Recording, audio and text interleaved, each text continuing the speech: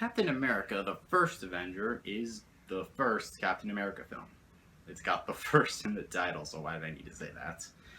This is the film that came out right before the Avengers, I guess, which is why they gave the subtitle The First Avenger. And it's about how Captain America became Captain America. Steve Rogers is this skinny little guy who really wants to fight for his country and be patriotic, but he's skinny and 90 pounds and kind of pathetic.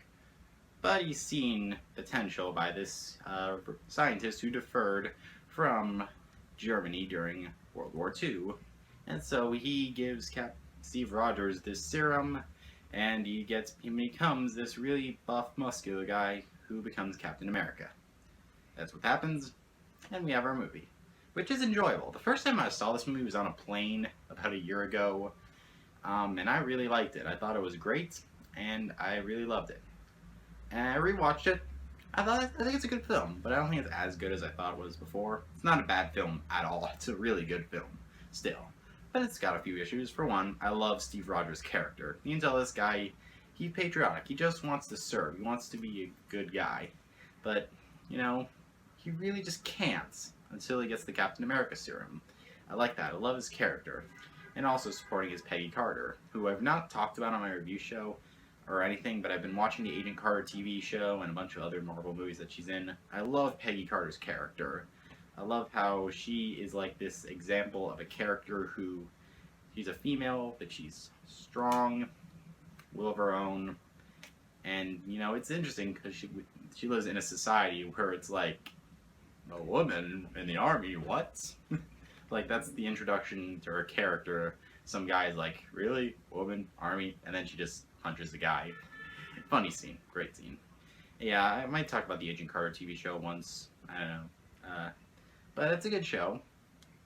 And, you know, I really like her character. And I also really like Bucky. Bucky's like Steve's friend.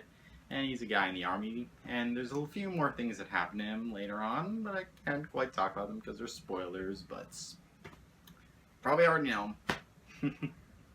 That's it. I think the action in the film is really good. It's got some really good action. There's some CGI heavy moments later on which are a bit distracting, but I think it's pretty fun. Like, this is the kind of film, it's a superhero film which I can just sit down, relax, have some popcorn, and enjoy, even though it's not as good as some of the other ones. This is kind of just a more sit down, have fun on a rainy day superhero films. It's not as good as others like the Avengers, Spider-Man, Dark Knight, but it's still a fun film. It's not Batman and Robin or Spider-Man 3 or that Hulk movie with Ang Lee directing weird four-angle comic book shots. I'll get to that one day, don't worry. And I'm gonna say, the first 45 minutes or so of this film, I really like it, with Steve, you know, being beat up on a lot, told, you can't do it, you can't do it.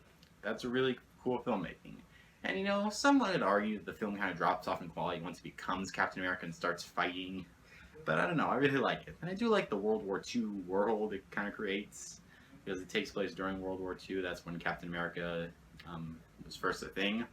I like the world it creates. Like, you know, it's not overly true to the point of historical accuracy, but it works well enough for me. Like, and I love the villain, Red Skull, played by Hugo Weaving. He's not the best Marvel villain, but he works for what the movie is.